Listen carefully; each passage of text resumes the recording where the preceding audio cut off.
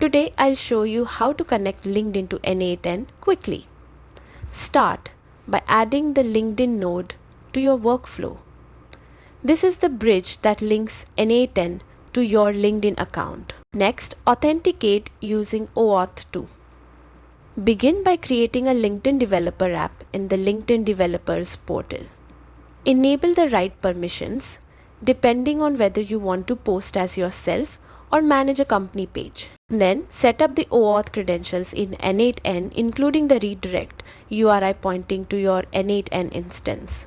Make sure it's publicly accessible and uses HTTPS for secure communication. A tip: if posts fail, disable legacy and organization support toggles in your LinkedIn app settings to prevent issues with API changes. And that's it.